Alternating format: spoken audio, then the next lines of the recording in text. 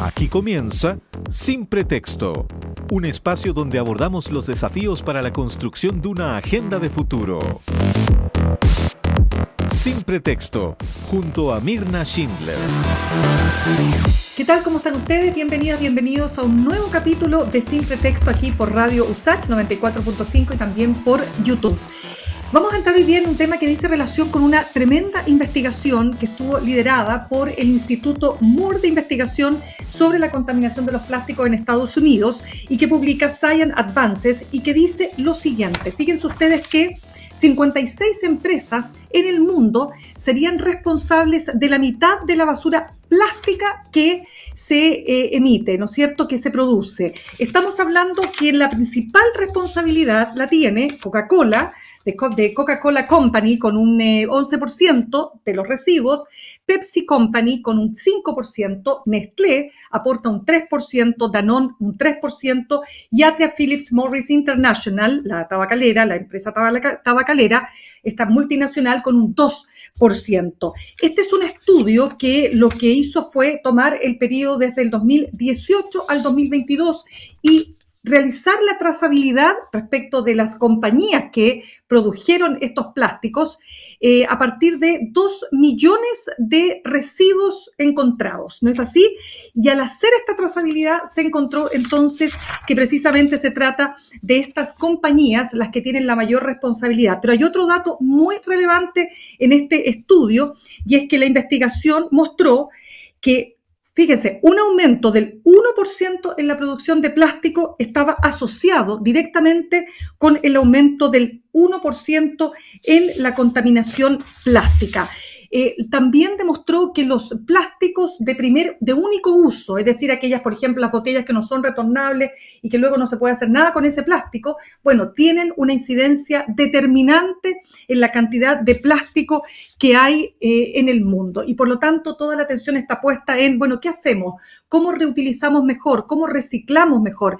¿Cómo reparamos mejor la cantidad de plásticos que se están produciendo por parte de las compañías? ¿Y cómo hacemos que en definitiva ellas asuman esta responsabilidad, la responsabilidad extendida del productor? Ese va a ser nuestro tema principal en nuestro programa de hoy y también vamos a estar hablando de salud mental en Chile y de cómo la crisis de seguridad que se vive ha intensificado los niveles preocupantes, por supuesto, de salud mental. Nos vamos a la música y ya regresamos con nuestros y nuestras entrevistas.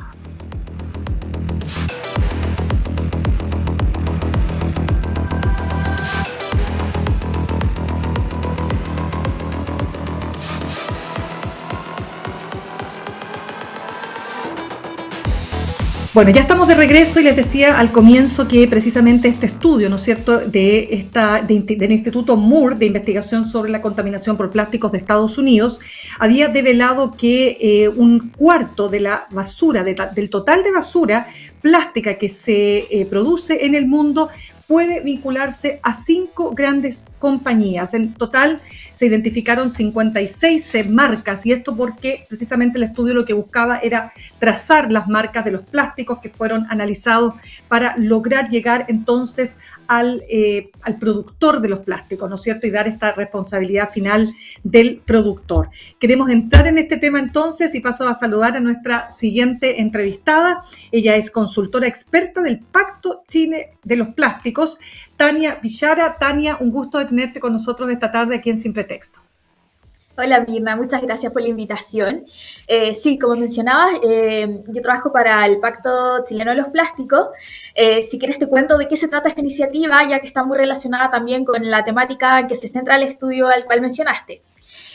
Mira, el Pacto Chileno de los Plásticos es parte de una red internacional de pacto que surge el de Chile surge el año 2019 en reacción a esta problemática, ya que en el 2017 se hace un estudio de la nueva economía de los plásticos, donde los resultados dicen que si no hacemos nada al respecto, al año 2050 van a haber más plástico que peces en el mar. Esa es un poco la conclusión de ese estudio, y ahí como a nivel mundial se empieza a mover este tema, y donde surgen como estas organizaciones que hay que hacerse cargo, ¿no? Entonces surge desde la Ellen MacArthur Foundation, que es experta en temas de economía circular, crea esta red de pactos a nivel mundial Chile fue el tercer país en unirse luego de Reino Unido y Francia el año 2019 y se conforma este Pacto Chileno de los Plásticos y también el compromiso global de los plásticos, que es a nivel internacional, donde muchas multinacionales y gobiernos son signatarios de este Global Commitment.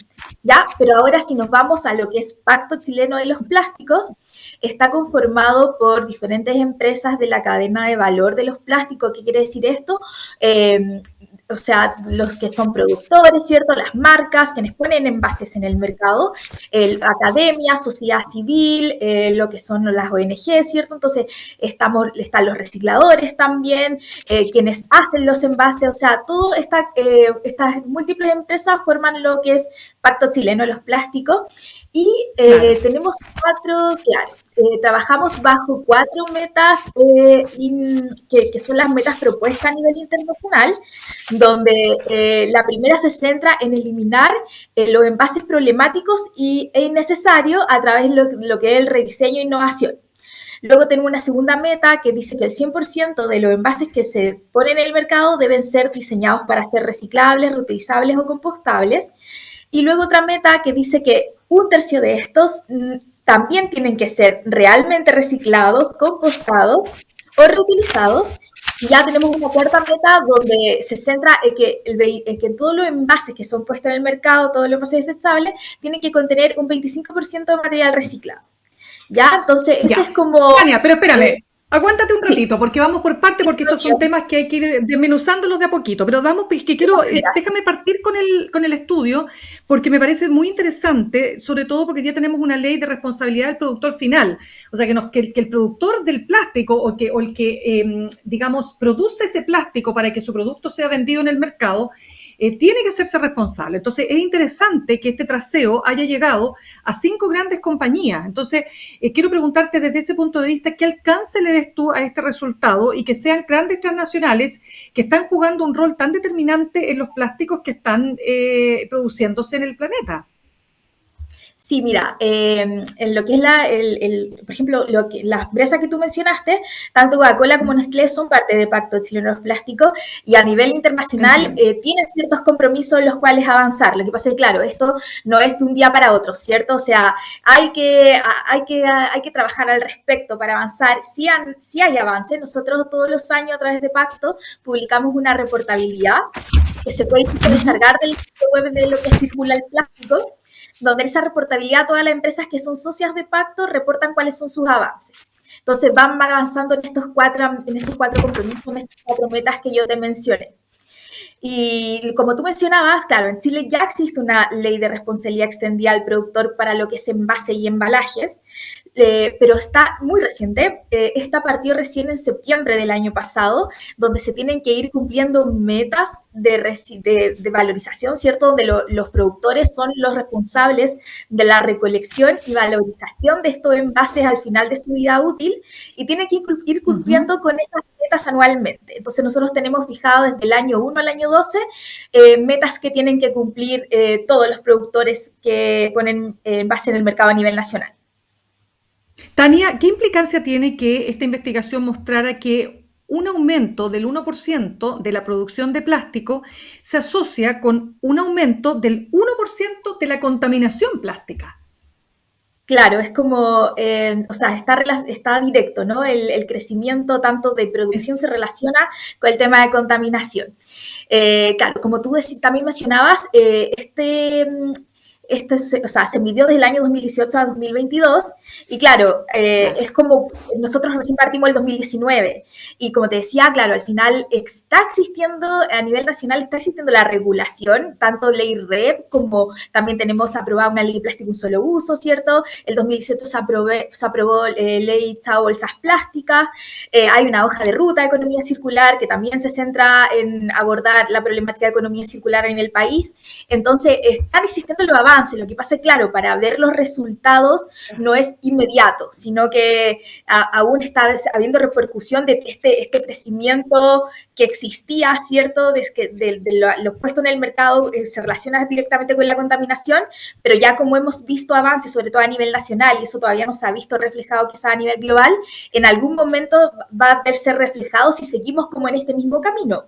Lo que yo digo que están haciendo los esfuerzos correspondientes, igual hay mucho que hacer todavía, ¿no? Es como que ya empezamos, claro, incluso se está trabajando a nivel global en un tratado global de plástico, o sea, se están reuniendo para formar este tratado, el cual va a ser vinculante, donde los países adherentes van a tener que tomar medidas al respecto. Entonces, yo creo que vamos bien encaminados, pero todavía hay por hacer.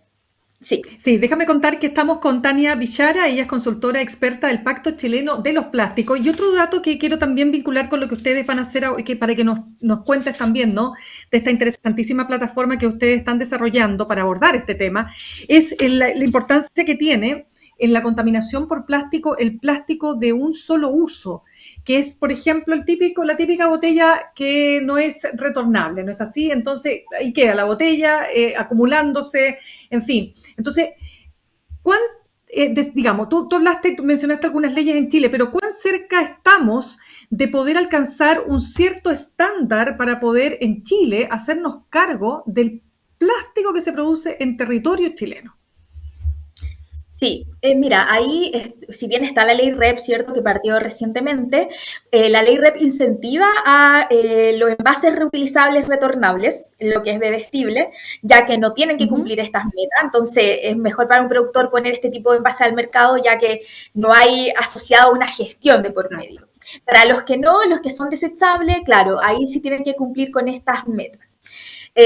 Y por otra parte, lo que queda descubierto con la ley REP, por ejemplo, la ley de plásticos de un solo uso, que se aprobó en el año 2021, se hace cargo de todo lo que, de este plástico que se genera de locales de expendios de alimentos, lo que son hoteles, restaurantes, cafeterías, los orecas que se le llaman, porque esta ley dice que, claro, que todo lo que se consuma en el local tiene que ser reutilizable, sea cual sea el material, pero tiene que ser reutilizable. Entonces, ya todos estos patios de comida o estos locales de comida rápida van a tener que cambiar, o sea, todo reutilizable consumo dentro del local. Y cuando es delivery o takeaway, por ejemplo, para llevar, ahí puede ser de otros materiales diferentes al plástico, siempre tratando de eliminar los plásticos. Esta ley también establece que las botellas aumentar la retornabilidad, o sea, que vuelvan al supermercado los envases retornables, que los locales... De hecho, ya está ocurriendo aquello. Claro, está ocurriendo porque lo que dice la ley es que quienes comercializan bebestibles tienen que tener mínimo de un 30% de envases retornables en cuanto a su superficie de estas góndolas de supermercado. Sí, Tania, perdona, pero un segundo, dame un segundito. ¿Y cuándo es el deadline? ¿Cuándo se cumple la fecha límite para que todos aquellos que venden comida para llevar empiecen a entregar esa comida en envases que no sean de plástico? Tienen que comenzar, la ley como establece diferentes modalidades, ¿cierto? Ahí había mencionado dos. Claro, ya partieron algunas y lo que mencionaba de locales de expendio de alimentos, de pasar a reutilizable, eso va a empezar en agosto de este año, de 2024. Entiendo, ya. Sigamos entonces porque ustedes, Tania, tú formas parte, ¿no es cierto?, de esta, no sé si hablar es una investigación, ¿no es cierto?, esta guía, plataforma de diseño para la reciclabilidad de envases de productos alimenticios, ¿no es así? Sí, así es. Mira, la Universidad de Santiago de Chile, a través de LAVEN, de su laboratorio, trabajó en este proyecto. Es un proyecto FONDEF, donde se alinea a lo que nosotros hacemos en el Pacto Chileno de los Plásticos, por eso nosotros también fuimos parte del proyecto, y lo que buscaba era hacer esta plataforma, ¿cierto? Esta guía que fuera como disponible tanto a empresas como a público, disponibilizar, para avanzar hacia la reciclabilidad de los envases a través del diseño, ya que el diseño, el impacto ambiental de un producto tiene que ver en su mayoría con la etapa de diseño. ¿ya? Entonces, aquí lo que propone esta guía es a través de 4 categorías de productos, que es carne, lácteos, panificación y no perecedero, proponer alternativas de envases más reciclables en base a lo que existe hoy. Y también considerando el impacto ambiental, o sea, que se disminuye el impacto ambiental con esta alternativa que propone. Interesante. Tania, quiero preguntarte lo siguiente, porque mencionaste varios aspectos que tienen que ver, por ejemplo, con las normativas que ya se han aprobado, como esta del productor final, ¿verdad? O el chavo bolsas plásticas. Pero claro, uno cuando observa, por ejemplo, en las ferias libres, ¿no? Las ferias de verduras y frutas, cómo se vende bolsa por cualquier cosa, o sea, cómo se regala la bolsa, cómo se usa la bolsa. ¿Qué pasa en esos frentes donde la cantidad de bolsas que circulan pero supera con creces lo que en otros momentos circuló en el comercio establecido, quiero decir? Claro, mira, si bien, como tú dices, ¿no? Como que vemos esta ley bien implementada en lo que es retail, pero claro, todavía hay mucho que reforzar ahí, o sea, es como estamos avanzando y al final nos estamos dando cuenta así como cuáles pueden ser los errores, es verdad, o sea, yo también me doy cuenta que lo que son ferias libres, se entrega mucho, no se está siguiendo. Es verdad que hay en la ley establece, claro, que si se puede considerar pérdida de alimentos, sí permite lo que es bolsas plásticas. Pero bueno, aún así hay mucho que avanzar y sobre todo el tema de fiscalización, porque ¿quién fiscaliza eso, no? Como está como la capacidad de poder fiscalizar a cada uno de estos pequeños, es ahí donde... Y ahí también se avanzó bastante con la ley de plástico de un solo uso porque le da como la capacidad al ciudadano a que pueda denunciar este tipo de prácticas. Entonces, si bien nos estamos dando cuenta como de los errores que están existiendo, se está tratando como remediar a medida de lo que se puede reparar de leyes que ya han sido aprobadas y de las que vienen. Claro, pero Tania, pero definitivamente tú dirías que ahí lo que hay es como que se dejó stand-by el proceso en las ferias libres, o sea, como que no es que no haya fiscalización, sino que yo creo que no se tocó simplemente ese segmento del comercio, ¿no? Sí, estaba, en principio sí estaba incluido. Lo que pasa es que luego también hay como esa duda, ¿cierto? De que si se considera, si puede haber pérdida de alimentos de por medio, sí se tiene que entregar, sí se puede entregar bolsa. Entonces, sí, ahí como que hay una nebulosa. Claro, una nebulosa. Y por otra parte, sí que el tema de la fiscalización sí nos hemos dado cuenta que también es como necesario reforzar. Totalmente. Tania, hay otro tema. Sí, dime. No, te estoy hablando como de lo que es Pacto Chileno de los Plásticos, como trabajamos, quien lidera el Ministerio de Medio Ambiente, es como que nos hemos dado cuenta como también de estos avances y de estos como algunos errores que se pueden estar dando. Claro, correcto. Estamos conversando con Tania Villara, ella es consultora experta en el Pacto Chileno de los Plásticos. Tania, en tu experiencia, ¿cómo sabemos que lo que se recicla en Chile en plásticos y otros productos es muy bajo, por supuesto?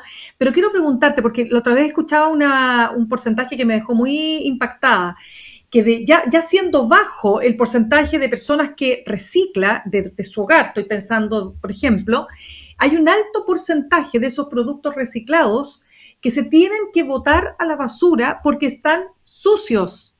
Hay un problema de que las personas reciclan con el mejor de los espíritus, pero no saben cómo reciclar. Entonces entregan productos que están sucios, no están lavados y por lo mismo se tienen que desechar. ¿Nos puedes contar sobre eso? Porque lo encontré bien impactante, fíjate. Sí, mira, ahí también hay un espacio de mejora que nosotros hemos visto, como te decía, claro, la ley REP empezó a operar, lleva muy poquitos meses operando y se está como fortaleciendo todo lo que es infraestructura, porque están existiendo recién lo que son plantas de lavado de estos envases y embalajes que se están recolectando. Entonces, dentro de poco sí debería haber la capacidad de poder recibir estos como que quizás van con más suciedad, ¿cierto? Y de poder que sean lavados, que se limpien, para poder reciclarlo. Hay una parte que sí tiene que hacer el ciudadano ahora, mientras tenemos preparado esta infraestructura, pero es algo que tiene que existir, porque lo que es en países de Europa, ellos están obligados a poner todos los envases dentro del contenedor, sin tener que limpiar. O sea, lo que nosotros tenemos que hacer como país es poder llegar a eso. Claro, ahora dime una cosa, ¿En qué? O sea, esta ley de responsabilidad del productor que genera los plásticos, ¿no es cierto? ¿Cómo se aplica o cómo se va a aplicar? Porque está todavía en pañales, pero ¿cómo se va a aplicar en la práctica? Por ejemplo, para llevarlo a un tema súper concreto y súper cotidiano. Yo tengo una cantidad de plásticos que genero por hogar, ¿no es cierto? Ya. Van a venir a mi casa, esa compañía se hace responsable de, no sé, por decir, ya que está Coca-Cola en este estudio, Coca-Cola viene y va a retirar desde los hogares los envases no retornables. Sí, mira, te explico cómo opera la ley REP, que ya se está implementando en algunas comunas. Lo que hacen las marcas es ser parte de sistemas de gestión. Entonces son los sistemas de gestión los que se encargan de hacer esta recolección y esta valorización. Hoy en día ya hay comunas, porque si bien tiene que llegar a una cobertura que cubra casi la totalidad a nivel país, tenemos 12 años para hacerlo, y ya hay algunas comunas operando donde se está haciendo esta recogida, se llama recogida puerta a puerta, donde el camión del reciclable pasa algunos días en la semana a retirar todo lo que es del contenedor amarillo, donde no solamente va plástico, sino que van todo tipo de envases.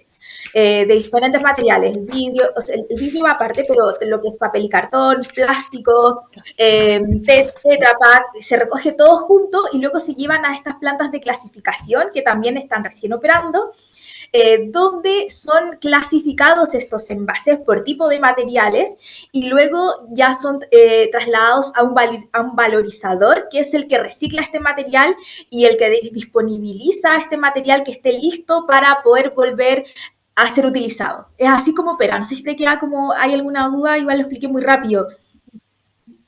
No, lo que pasa es que solo para entender, esto va a ir escalonado, son algunas comunas y esto se va a extender o sea, va a llegar un minuto en que esto va a estar extendido en todo Chile, ¿no? Sí, casi al 100%.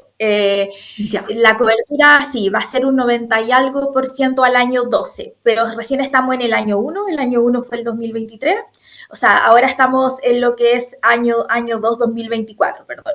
Y eso se va a extender a 12 años y ya luego se va a ir evaluando de cómo va el funcionamiento.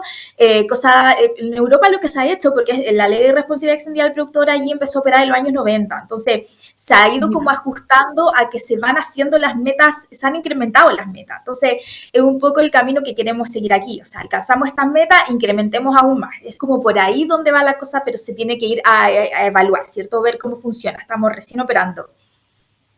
No, totalmente, Tania, es un tema vastísimo, tenemos muchísimo más que conversar, lamentablemente se nos acabó el tiempo, pero mira, vamos a seguir en contacto porque evidentemente que hay que ver entonces cómo van a empezar a aplicarse todas estas leyes que de todas maneras, digámoslo, nos ponen en un nivel bastante bueno a nivel regional, a nivel latinoamericano. O sea, también hay que ser capaces de entender que hemos avanzado harto como país si nos comparamos con nuestros vecinos y con el resto, insisto, de la región. Así que Tania Villara, consultora experta del Pacto Chileno de los Plásticos, te agradezco muchísimo que estuvieras con nosotros esta tarde aquí en Sin Pretexto.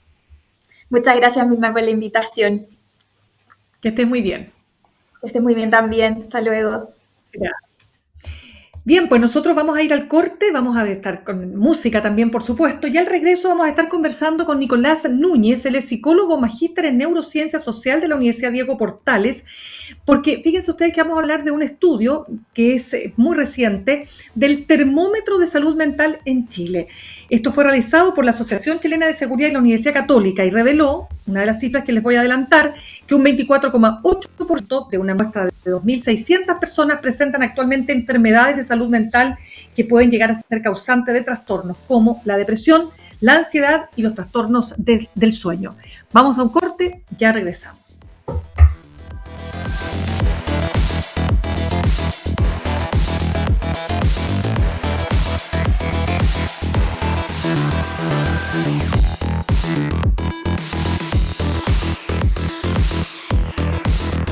Bien, ya estamos de regreso y lo que les contaba, la revisión más reciente, quiero decir, de termómetros de salud mental en Chile, que fue realizado por la Asociación Chilena de Seguridad y por la Universidad Católica, mostró que un 24,8% de una muestra de 2.600 personas presentan actualmente enfermedades o problemas de salud mental que pueden llegar a ser conducentes, por ejemplo, o causantes de trastornos como la depresión, como la ansiedad y los trastornos del sueño. Este mismo estudio consigna que el 49% de las personas sintieron la necesidad de consultar debido a su salud mental y no lo hicieron por falta de financiamiento. Fíjense, casi la mitad de las personas no pudieron hacerlo por falta de financiamiento, mientras que el 27% porque no consiguieron hora y un 31% derechamente por falta de cobertura. Vamos a tratar este tema que nos parece extremadamente importante. Queremos entender entonces en qué situación está nuestra salud mental. Se lo vamos a preguntar a nuestro siguiente entrevistado. Él es psicólogo, magíster en neurociencia social de la Universidad Diego Portales, Nicolás Núñez. Nicolás, un gusto de tenerte con nosotros esta tarde. ¿Qué tal? Encantado, Mirna. Feliz tarde. Bien por acá. Muchas gracias. A ver, Nicolás, lo primero que quiero preguntarte, ¿cuál es el diagnóstico que tú harías así general de nuestra situación en materia de salud mental en Chile? Es interesante porque si bien nuestros problemas de salud mental no son tan graves o lejanos a lo que pasa en la región, sí se mantienen estables, lo que quiere decir de que nuestros intentos por revertir los malos indicadores de salud mental no están siendo eficaces para poder bajar esa cifra. Y eso nos lleva a mirar un poquito las prácticas que tenemos, no solamente a nivel clínico, sino cómo nuestra salud mental se relaciona mucho con la forma en que vivimos en el día a día, en el cotidiano, y cómo nuestra salud mental reacciona a fenómenos cotidianos como el fenómeno de la inseguridad, el fenómeno de la incertidumbre, fenómenos que estamos viviendo hoy día en gran magnitud. Y por otro lado, también la salud mental en particular de los chilenos es un fenómeno un poquito del que no sabemos y hablamos harto, pero que no sabemos realmente cuál es el tamaño de la magnitud, porque hay mucha gente que tiene síntomas de salud mental, como lo refleja este estudio, que por un lado no recibe tratamiento o no recibe un diagnóstico profundizado. Estos son estudios que se hacen con diagnóstico de autorreporte. De hecho, este estudio se hace vía telefónica y las personas responden una evaluación de autorreporte de 16 ítems, 20 ítems, lo que no constituye un diagnóstico, sino que constituye más bien la sospecha de que esa persona pueda tener un diagnóstico de un trastorno de salud mental. Y muchas de esas personas, yo diría que la gran mayoría de esas personas no se diagnostican y por lo tanto no reciben el tratamiento que deberían recibir y están trabajando, están criando, están desarrollando sus vidas con un problema de salud mental que no está recibiendo atención. Entonces eso me parece que Claro. es bien preocupante y se desconoce bastante. Correcto. Nicolás, este 24, que es un 25%, 24,8% de las personas que finalmente reportan tener alguna situación que puede llevarlo finalmente a la depresión, ansiedad o trastornos del sueño. ¿Qué relevancia tiene estadísticamente hablando? Un cuarto de la población con esos indicadores quiere decir, no sé cuál es el número de auditores que nos están mirando en este momento, pero un cuarto de ellos debe tener síntomas de ansiedad y depresión según estos datos, lo que quiere decir de que más de alguno de nosotros conoce, tiene algún familiar, es padre, es hijo de alguien que tiene un trastorno de ansiedad y que es muy silencioso. Estas encuestas, como te decía, hacen un recoger de datos a partir de una autoevaluación de una serie de ítems que ocultan muchas personas que tienen quizás indicadores más graves, que estos instrumentos no alcanzan a medir, o que tienen lo que se conoce como comorbilidad, o sea, la presencia de más de un solo diagnóstico en la misma persona, personas que tienen ansiedad, tienen depresión, además algún trastorno de comportamiento como adicción, no solamente a las drogas, sino que muchas veces a la comida, lo que conocemos como el comer emocional, o a ciertos comportamientos que son de riesgo, como las compras compulsivas o las conductas de riesgo asociadas a la interacción con otros pares. Entonces, hay una serie de problemas que están bien latentes y bien cercanos en nuestra población, de los cuales sabemos bien poquito y estamos tratándolos con herramientas que resultan ser bien ineficaces en contener estos indicadores y en psicoeducar a la gente en que se cuide, en que se evalúe constantemente y tenga una actitud más proactiva y más activa respecto de su cuidado de salud mental. Nicolás, tú hablaste de dos factores que son muy gatillantes, ¿no? También lo decía en una entrevista con el Mercurio la doctora Graciela Rojas, psiquiatra, que también hablaba sobre cómo la percepción de inseguridad podía engatillar una serie de estos trastornos.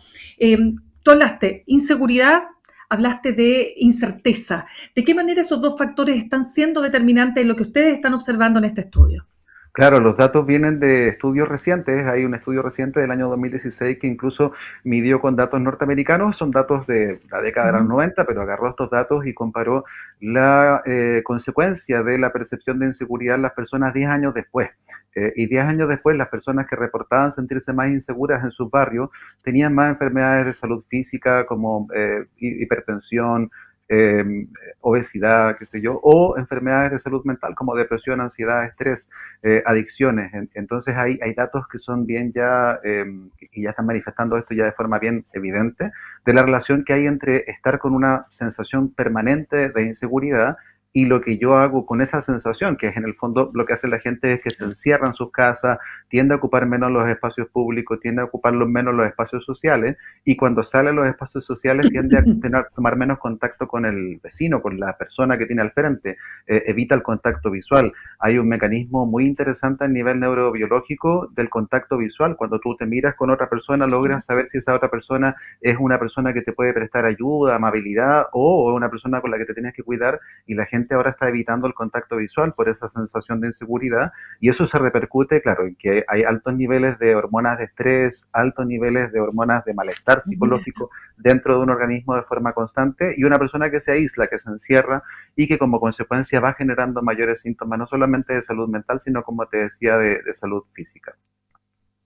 Claro, ahora tú mencionabas el tema de la seguridad, mencionabas el tema, ¿no es cierto?, del cambio de hábitos, ¿verdad?, para enfrentar o para abordar, o por último, porque las personas tienen o sea, es una legítima necesidad de protegerse, más allá si la amenaza es directa o no. Pero junto con eso tú mencionaste la incertidumbre. Cuando hablas de incertidumbre, ¿te refieres, por ejemplo, a la incertidumbre económica, al que no llegan a fin de mes? ¿Cómo han podido medir eso?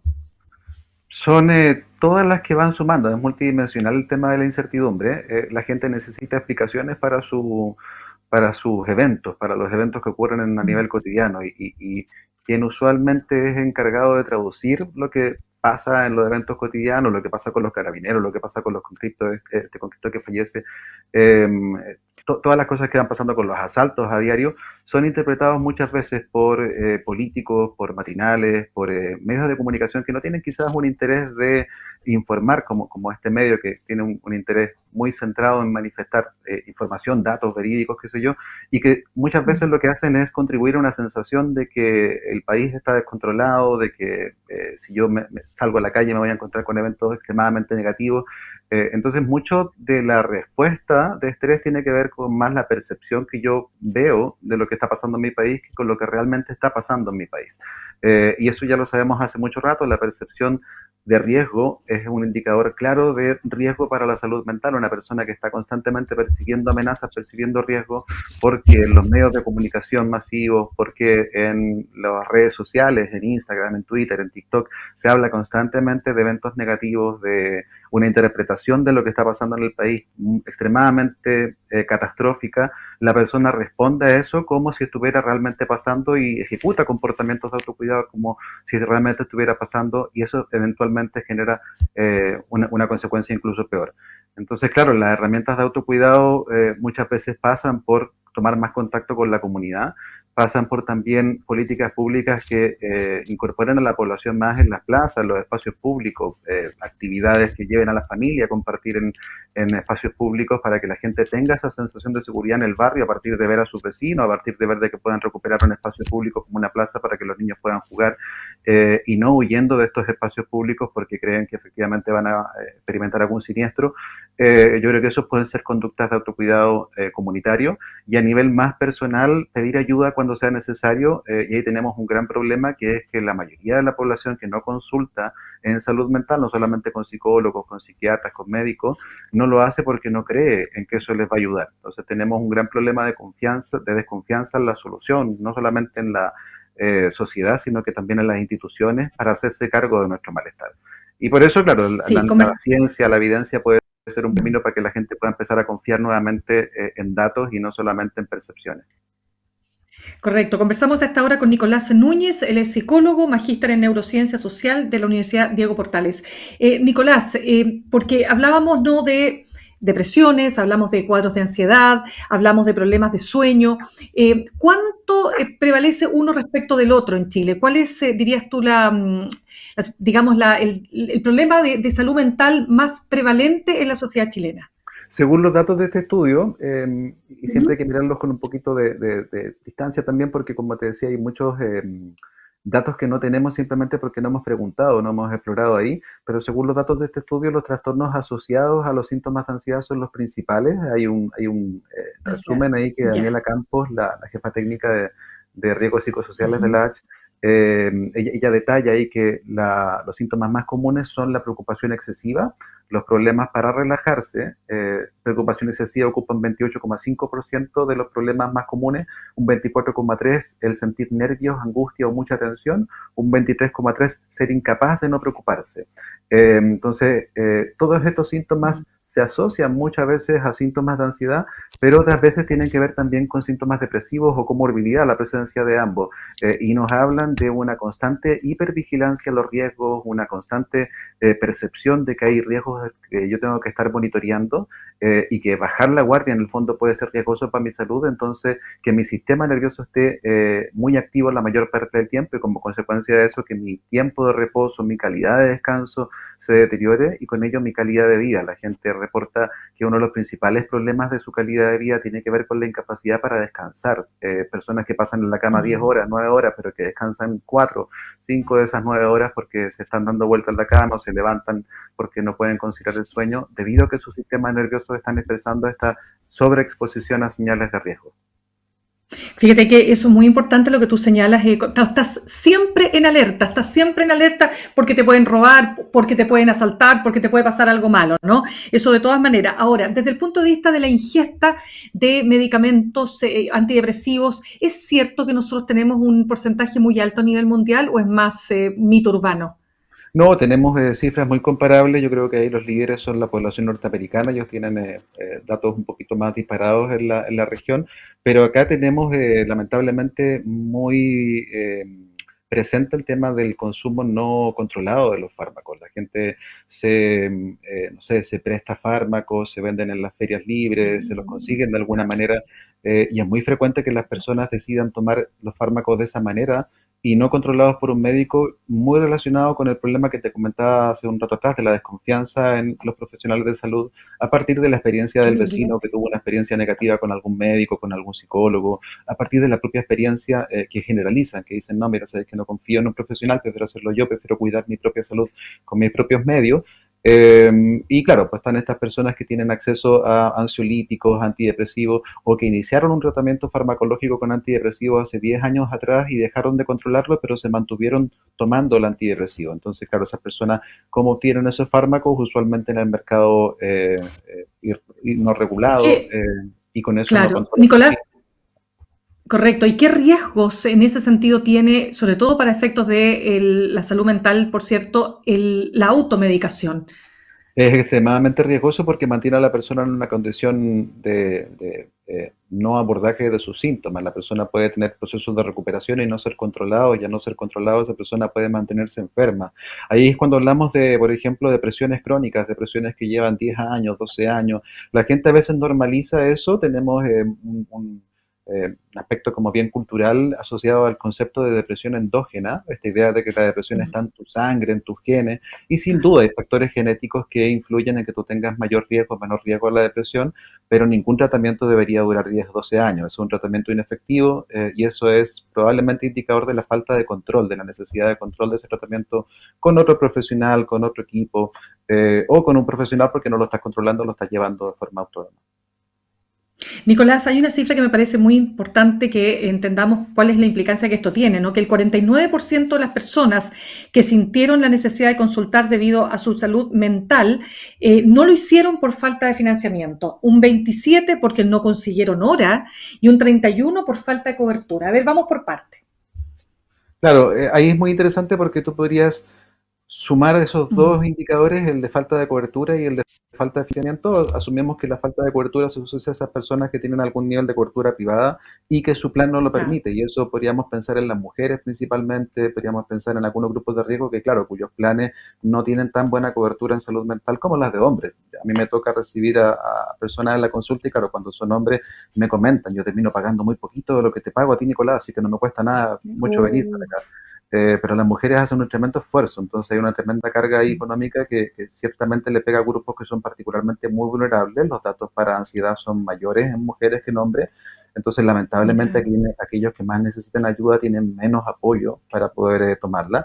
Y claro, el segundo dato, que es la falta de acceso, tiene que ver principalmente para personas que efectivamente están muy lejanos a centros donde pueden recibir atención o derechamente no tienen posibilidad de atenciones en mecanismos alternativos. Desde la pandemia aparecieron muchas modalidades de atención online para hacerse cargo de psicoterapia, de controles médicos, para personas que efectivamente les costaba un poquito el desplazamiento, pero para personas de la tercera edad o personas que tienen quizás escasos recursos, la posibilidad de conectarse, tener una sesión online y recibir una conexión de calidad para poder tener ese control a veces es muy limitado. Entonces, hay muchas personas que por problemas ambientales también no pueden acceder a salud mental, no solamente por problemas económicos, y a eso se suma, claro, el problema de la desconfianza. Entonces, hay una gran parte de la población que está allá afuera con síntomas y no los está tratando y está sufriendo bastante, pero también causando problemas en general. Trabajadores que son poco eficientes porque tienen un problema de salud mental no diagnosticado, porque claro, es muy difícil estar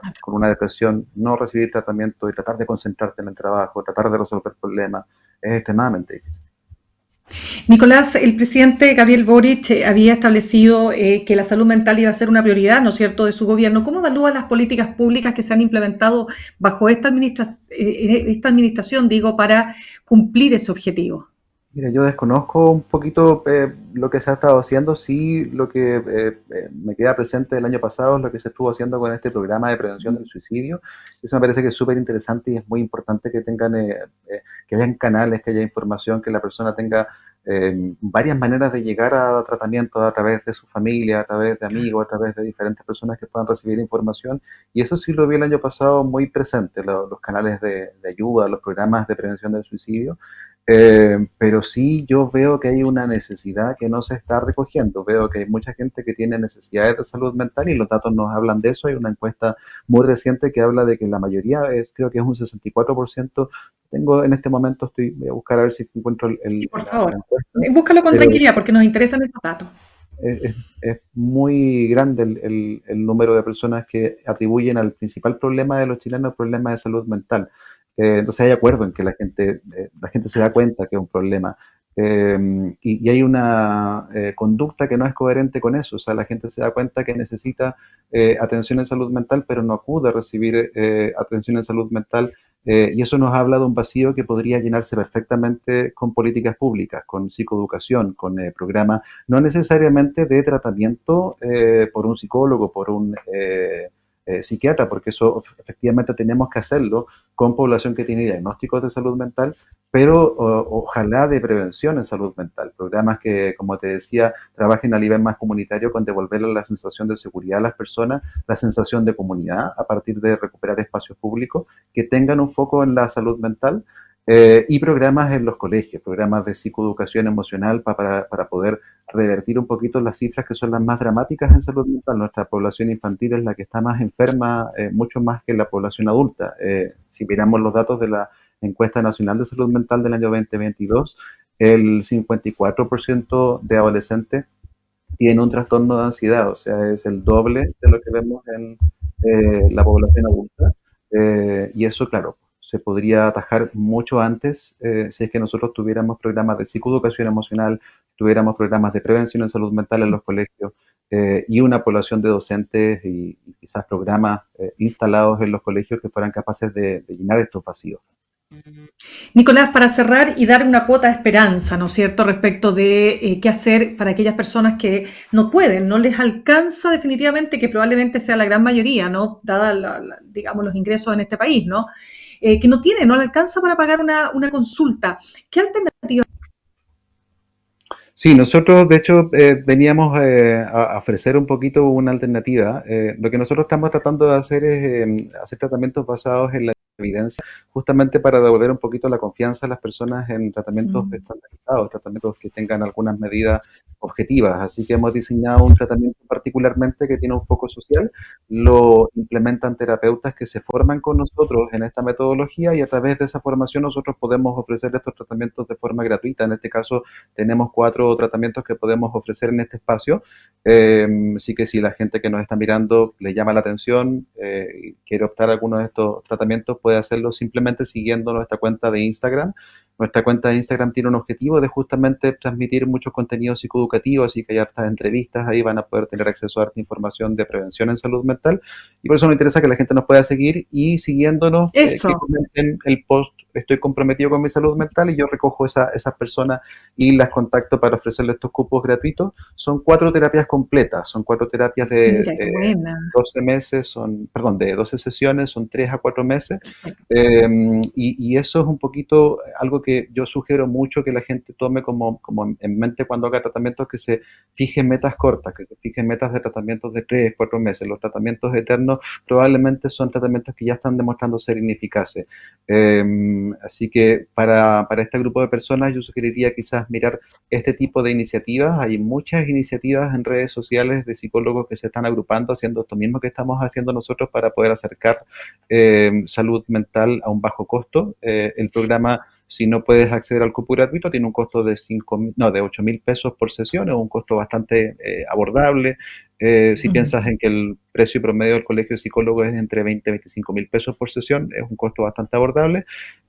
Así que yo sugiero mucho buscar ayuda de ese tipo, psicoeducarse, hay Nicolás, mucha literatura, de ¿sí? todas maneras, ¿nos dices cuál es la cuenta de Instagram para que la gente se pueda conectar? Sí, claro, perdón, es @espacio.origamis, entonces ahí nos Espérame, siguen. @espacio.origamis, Origamis, como el papel doblado, exacto. como el papel dobladito de origami, Desde ya, @espacio.origamis. Exacto. De ahí nos siguen, nosotros colgamos un Perfecto. post de que estuvimos ahora, así que en ese post comentan ahí, estoy comprometido con mi salud mental, y nosotros les regalamos ahí este programa que es online o lo pueden tomar de forma presencial, pero hay Maravilloso. muchas alternativas, así que yo que sugiero que la gente pueda Hay explorar, que que pueda hacerlo. buscar ahí y que se pueda, sobre Totalmente. todo, pedir ayuda, porque enfrentar estos problemas solo no solamente es muy angustiante, sino que es bastante difícil llevarlo adelante. Absolutamente. Nicolás Núñez, psicólogo, magíster en neurociencia social de la Universidad Diego Portales, agradecida de que hayas estado con nosotros esta tarde. No, el agradecido soy yo, Mirna. Muchas gracias por la invitación. Que tengas una linda tarde. Gracias. Tú también.